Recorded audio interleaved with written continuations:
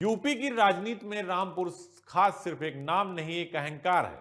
उन विरोधियों के लिए जहां पैर जमाने का ख्वाब देखते हैं लोग, जहां चुनाव आयोग तारीखें घोषित करता है लेकिन जनता फैसला जैसे पहले ही लिख चुकी होती है। 1980 एक जीत और फिर जीतों का सिलसिला की पीढ़ियां बदल गई, सरकारें बदल गई, दल बदल गए, लेकिन नहीं बदला तो प्रमोद तिवारी का नाम। 12 चुनावों में 10 जीत। यह आंकड़ा नहीं, यह असर है, यह समर्थन नहीं, यह भरोसा है। और यही भरोसा बना सियासी किला।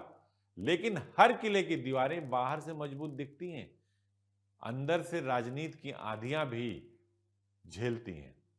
इलाहाबाद की रैली, राहुल गांधी, काले झंडे, हंगामा, मुकदमा और आरोप, राजनीतिक बदले की कार्रवाई। और विरोधी कहते हैं सच्चाई, तो क्या यह सिर्फ एक एफआईआर थी या बदलती राजनीति की दस्तक?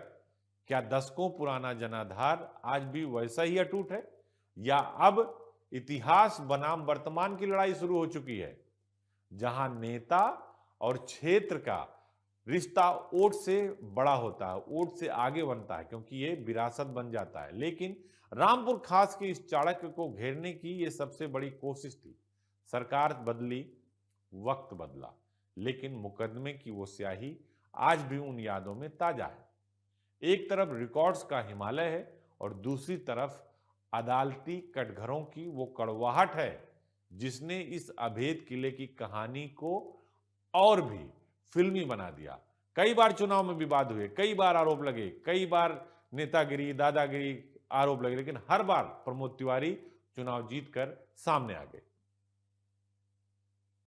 सियासत में कहते हैं कि कोई भी किला हमेशा के लिए नहीं होता, लेकिन उत्तर प्रदेश की रामपुर खास विधानसभा इस दावे को पिछले 45 सालों से झुठला रही है। साल 1980 जब से प्रमोद तिवारी ने इस मिट्टी पर कदम रखा, यहाँ का भूगोल और इतिहास दोनों ही कांग्रेस के हाथ में सिमट गए।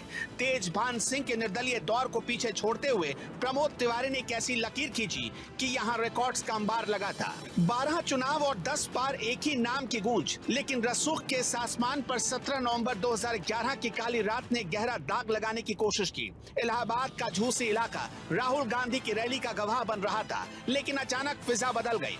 काले झंडे लहराए गए, सुरक्षा का घेरा टूटा और फिर जो हुआ उसने सत्ता के गलियारों में भूचाल ला दिया। सपा कार्यकर्ताओं की पिटाई का आरोप लगा और देखते ही देखते कांग्रेस के दिग्गज मुलजिम बन गए। झूसी थाने की वो एफआईआर साधारण नहीं थी।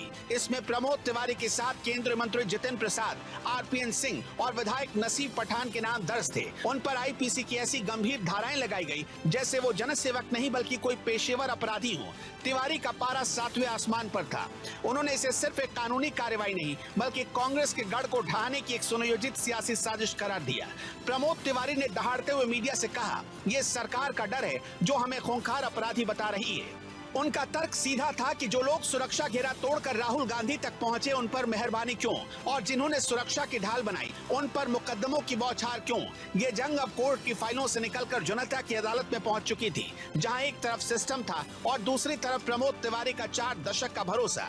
आज वक्त का पहिया घूम चुका है, सत्ता की कुर्सियों पर चेहरे बदल चुके हैं, लेकिन रामपुर खास की कहानी उतनी ही दिलचस्प थी।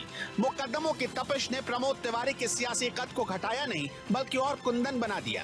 10 बार की जीत और अब अपनी विरासत अपनी ही बेटी के हाथों में सौंपने वाले तिवारी के लिए यह सिर्फ एक विधानसभा सीट नहीं बल्कि उनके वजूद की जंग है। एक ऐसी जंग जहां विद्वेष के हर वार पर जनता का प्यार भारी पड़ता दिखा है। नहीं, मैसेज ये है कि आप कोई अन्याय नहीं कर सकते किसी का। आप अगर विनम्र हैं तो इसका मतलब ये नहीं कि आप जो है जो चाहें कह लें उनको।